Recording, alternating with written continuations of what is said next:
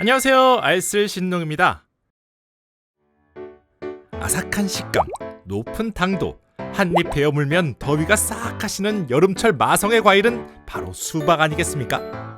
남녀노소 모두 좋아하는 과일인 탓에 수박은 전 세계적으로 가장 많이 생산되는 과일 2위로 손꼽히고 있고, 국내에서도 한 해 약 47만 5,815톤을 생산할 정도로 전 국민적 사랑과 관심을 받고 있는 수박.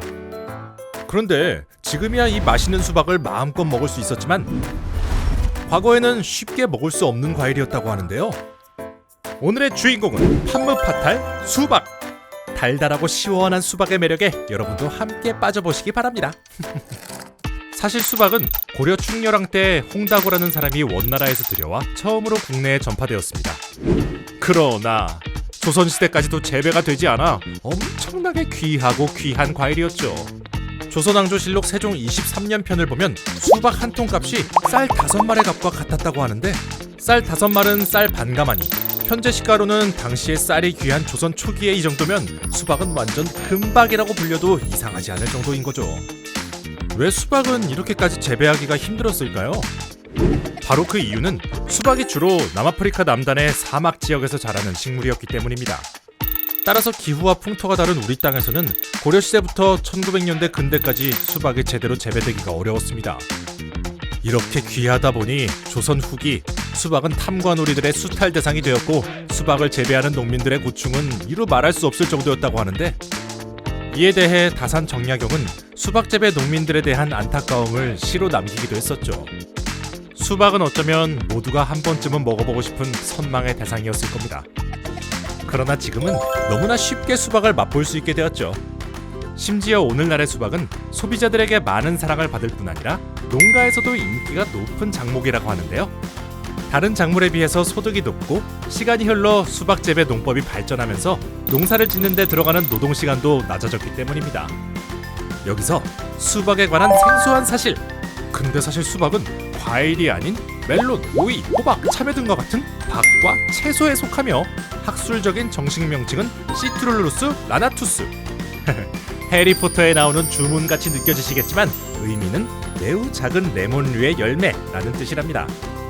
최초에 이름 붙인 사람의 연구 대상이었던 재래종 수박의 색이 빨간색이 아닌 레몬색이었기 때문입니다. 원래 수박은 이렇게 하얗고 씨도 엄청 많아서 겉보기에도 실제로도 지금의 수박만큼 맛있지 않았다고 합니다. 오히려 잘못 먹으면 폭풍설사를 일으킬 수 있다고 하는데요. 지금의 수박이 빨간색을 띠고 있는 이유는 바로 리코펜이라는 성분이 다량 함유되었기 때문입니다. 이 리코펜이란 성분에는 항산화 물질이 특히 풍부하여 수박은 자몽, 구아바와 함께 소량으로 가장 많은 리코펜을 섭취할 수 있는 3대 식품이라고 하네요. 하얀 수박에서 지금의 빨갛고 맛있는 수박이 될 수 있었던 건 육종가들의 끊임없는 품종 개량이 있었기 때문이었습니다. 오늘날도 수박의 품종 개량은 계속 이루어지고 있는데요. 점점 더 맛있고 개성있게 말이죠. 그래서 막간의 코너, 이색 수박을 소개합니다. 수박에 줄무늬가 있는 것은 국룰이라고 생각하실 수도 있겠지만, 이와 달리 흑피 수박은 줄무늬 무늬가 없고 껍질 전체가 까만데요. 반전은 속은 빨갛거나 노란색을 띈다는 것입니다. 또 하나의 반전은 흑피 수박이 일반 수박보다 더 달다는 것. 7월 이후 고온기에는 일반 수박과 당도 차이가 없지만 4에서 5월에는 평균적으로 일반 수박보다 달기 때문에 흑피 수박을 구입한 소비자들의 80%는 재구매 의향이 있다고 밝혔습니다. 다음으로는 작고 길쭉한 모양의 베개 수박인데요. 이렇게 둥근 모양의 수박이 더 익숙하시겠지만, 이런 둥근 모양 때문에 냉장고에 넣기 불편하다는 단점이 있죠. 이와 달리 베개 수박은 일반 수박보다 모양이 길쭉하고 작아 좁은 공간에 보관하기도 쉽고, 구획이 나눠진 냉장고 칸에 넣기도 알맞습니다. 통으로 보관하기도 쉬워 잘라 보관했을 때 생길 수 있는 신선도와 품질 저하 문제를 방지해준다고 하니 1인 가구에서 소비하기에는 베개 수박이 더 적절해 보이죠? 1인 가구를 겨냥한 수박이 또 있는데요. 바로 애플 수박입니다. 수박은 참 맛있는데 먹고 나면 씨에 수박 껍질까지 버려야 할 부산물들이 너무 많죠. 그리고 수박의 양이 많다 보니 냉장고에 보관해두고 깜빡 잊어버려 상하는 일도 자주 발생하고요.